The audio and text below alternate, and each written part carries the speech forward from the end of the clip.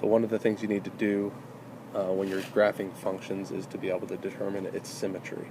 And when you're graphing rational functions, it's important, but also any other kind of functions, trig functions, even and odd functions, symmetry is a big part of it. So let me give you kind of an overview of symmetry. There's three main types of symmetry that we come up with. The first type is called symmetry about the y-axis. And so let's take a look at what that would look like. If you have a graph that was symmetric to the y-axis, then, for instance, I didn't draw that very good, but y equals x squared, that would be symmetric about the y-axis, because if you flip it over the y-axis, you'll see that you'll get right back to the exact same graph.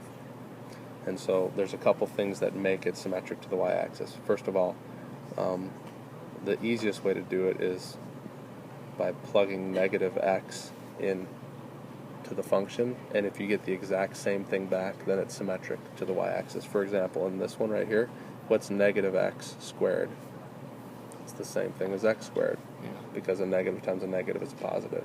Yeah. So that's what tells you, that's a couple characteristics about a function that is symmetric to the y-axis. This is kind of how you test it using function notation. A couple other examples of, any even function is symmetric to the y-axis, and also the cosine graph, which you're going to learn later. Just remember that the cosine graph, when you learn trig, is an even function, meaning it's symmetric to the y-axis. All right. The second kind of symmetry that you have to know is origin, symmetric to the origin.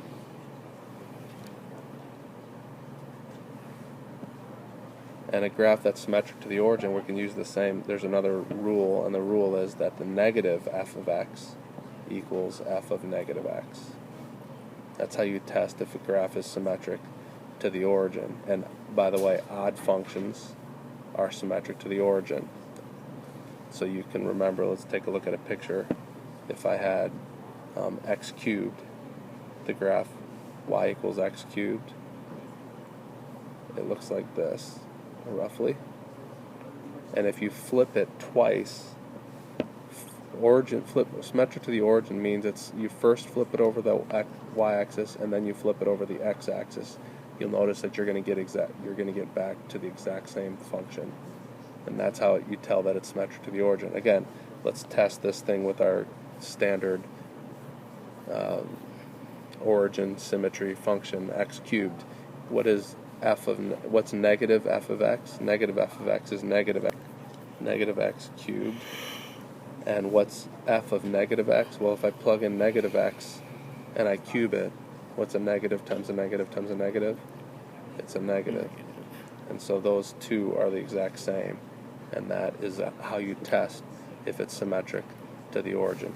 The third kind of symmetry that you might want to know is, actually, you don't really talk about symmetry to the x-axis because it wouldn't be a function. Because if it was symmetric to the x-axis, that would mean that it wouldn't pass the vertical line test. Yeah.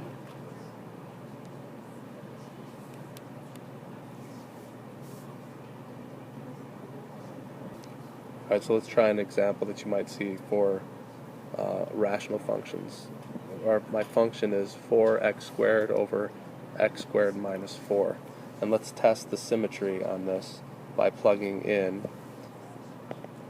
negative x and find out what we get. When I plug in negative x, I get 4 to the negative x squared all over negative x squared minus 4, which equals, notice what happens to each of these things. The negatives don't matter, which means I get back to the exact same thing. So that's symmetric. Or that's an even function, and it's symmetric to the y-axis. Y-axis symmetry is what you would say for that one. Let's do one that's symmetric to the origin. Let's see if this is symmetric to the origin. X cubed over x to the fifth minus x to the third. Minus x. That's maybe bad example. Well, let me do a different one. Let me make it something that I know is going to work. 3 over that. So let's find the different f of negative x. First of all, what's f of negative x? It's going to be 3 over negative x to the 5th minus negative x. Simplify that. It's 3 over negative x to the 5th plus x when I deal with all my negatives correctly. Now so notice that this is not equal.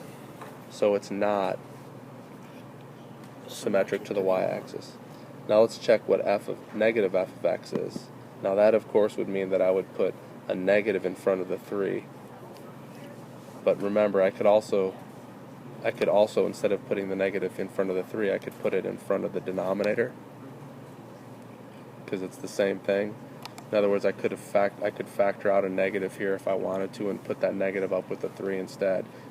And you'll see that those are the same function when you do that. Those two things are equal, so it's an odd function, which means it's symmetric to the origin. And if you look at the graph of this, which is eventually you're going to do, it's a rational function you're going to graph, you'll notice that it is symmetric. If you flip it over the x-axis and then the y-axis, you'll get back to that same function.